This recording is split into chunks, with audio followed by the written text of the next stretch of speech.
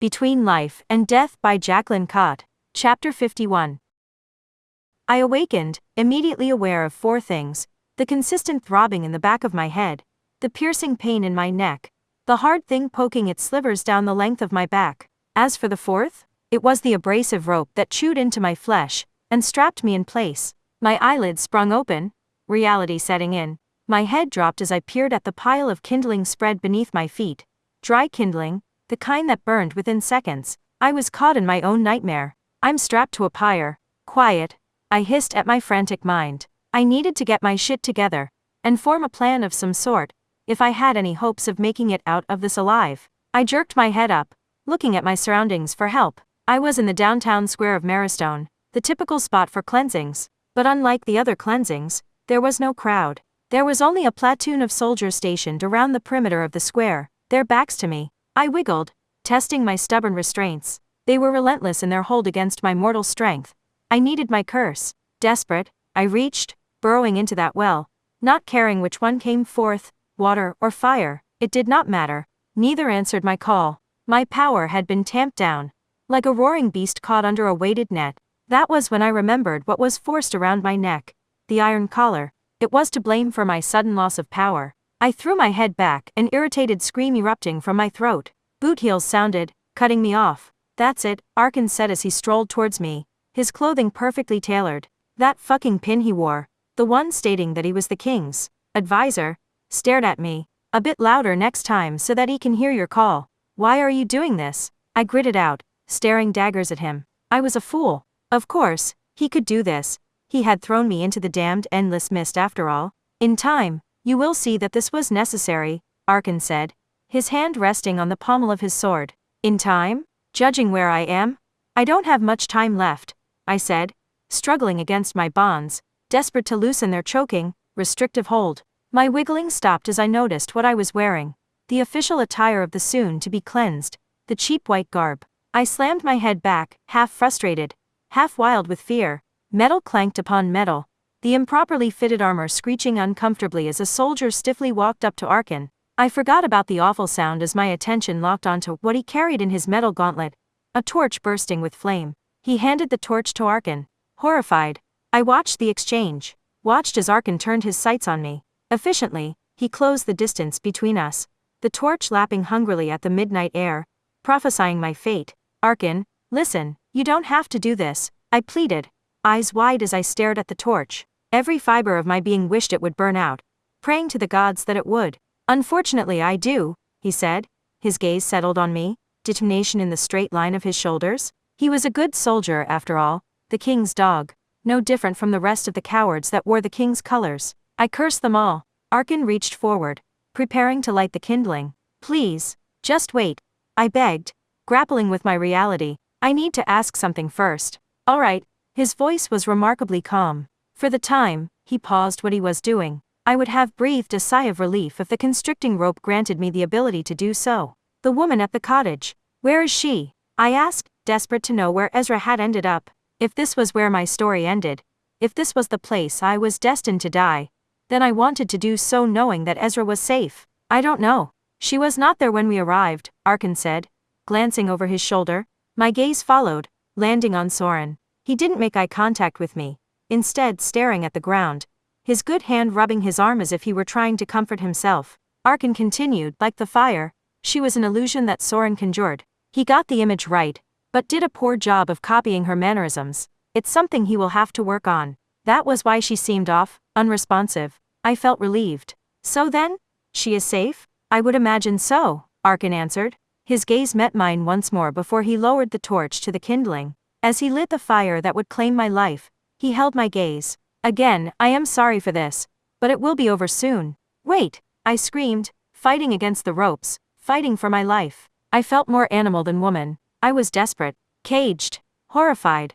I watched as the fire lapped up the kindling, watched as it slowly chewed its way closer to me, as if it were an old lover of mine. Inch by inch, the flames grew, the heat increasing, my frantic, erratic state growing the closer it got. When the fire reached my feet, when I felt that scalding hot flame bury itself into my flesh, I tipped my head back and screamed, the same hair-raising sound I had heard repeated in my nightmares, now brought to life. I wasn't ready to die. Not here. Not like this. I screamed again. But this time my mouth formed a single word. A name, Vaughn. I called for him. My arm tingled. The vine cast in a dull, pulsing glow. The sounds of the horrific crackling fire were replaced by a high-pitched ringing. The market, the village, all of it began to dissolve like bits of ash scattered on the wind. And in its place, a darkness grew, stretching and yawning before me. Until there was only one thing I could see. Massive, endlessly black wings kissed with stardust. They spanned before me, their expanse encumbering my vision. I could not look away, not even with the flames at my feet. My eyes struggled to understand what I was seeing. I wanted to reach out, to touch them, to feel, as if that would help me process, real or not real, those sleek, mesmerizing wings tucked in, the movement so simple, yet so incredibly breathtaking. And even though the wings were not familiar, the feathers were. They were the same feathers that came to me every once in a while, came to me in my hour of need. All this time, it had been him, my dark guardian angel, Vaughn. Obsidian eyes met mine, a distinguishable anguish written clearly in their setting. Horrified and tortured and angry, the anger so visceral, so raw, it would bring an army to its knees, cause mountains to crumble, bring tears to my eyes. Seeing Vaughn like this would strike fear in another's heart, but it hurt mine. I tracked those devastating eyes, framed by his thick black lashes, watching them drop to my feet, blistered and bloody and marred. His expression turned murderous. The flames winked out, the supply of air they needed to burn severed, choked off. The heat of the flame was gone. And not even the charred wood beneath dared to smolder. My feet were healed, instantly made whole. The nerve endings destroyed by the fire came back to life. But I felt no pain. His gaze shifted to my bonds, and the ropes that bound me to the pyre dissolved, their existence erased. Even the markings stamped into my flesh were gone. His eyes returned to mine, that invisible tether between us strung too tight. That magnetic pull, it was unbreakable, unyielding, eternal. And it demanded that we collide. He cupped my face tenderly as he brought his forehead against mine. I could feel him breathing me in, as if I were his air. The very thing he needed to survive. You found me, my heart sang, as I promised you I would. I heard his reply, the words unspoken, yet so incredibly clear. Something in me shattered, like a glass wall coming down. That was when I knew.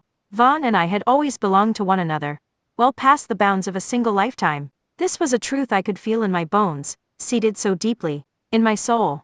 Blood King, Arkan sneered behind us, his voice like a dagger, unceremoniously slashing into our private world. Vaughn pulled his gaze from me but not his arms. When he set his sights on Arkan, I understood why he had been given that title. The look he wore, it promised death. As much as I know you would like to end my immortal life, for what I have done, I will give you one good reason not to, Arkan said. The cloaking trick you used to change her appearance, so that I wouldn't know who she was. So your sister wouldn't know who she was. I took it upon myself to learn how to use it. Allow me to show you what I've hidden beneath. Arkan snapped his fingers, looking towards me. I didn't need to look up. I could feel it, like a punch to my gut.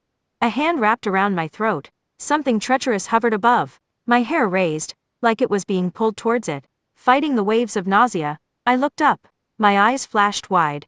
There was no mistaking what it was. The crown of thorns. White vines, adorned in needle-like thorns, twisted together. They almost appeared to be moving, as if they were snakes slithering over top of one another. It was both breathtakingly beautiful and devastatingly sinister looking. I advise you to tread carefully, Blood King. My power is the only thing keeping the crown from moving to its rightful place. I am sure you can feel it, but the crown has been altered. It no longer bows to your will. You said the king had it, Vaughn snarled, the wind picking up around us. At the time you asked, it was in his possession, Arkan answered with a shrug.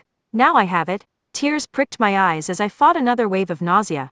This one so powerful, it dropped me to my knees. Vaughn was there, his hands and eyes swarming over my face before he drew me tightly into his chest. He growled at Arkan, his voice so powerful, it echoed throughout the village like a crack of thunder.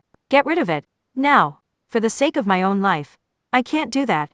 Another wave came crashing over me, and I pushed away from Vaughn as I scrambled onto all fours, vomiting on the worn cobblestones. I'm surprised you want me to, Arkan stated, his voice sounding genuinely confused. After all, you made it for her. I thought you would like to see your bride wear her gift. His bride? I spat out a string of bile and blood, bracing myself as another wave barreled into me. I vomited again, my body quaking with the force of it. The nausea ebbed once more, before it could flow back. I turned to Vaughn, my bloodshot eyes meeting his. What is he talking about? I asked, choking on my confusion, on my nausea, on a river of oncoming memories that had been dammed up for so long. Now's your chance to tell her the truth, Arkin said. I was at a loss for words, and judging by the way Vaughn looked, he was at a loss too. Arkin sighed.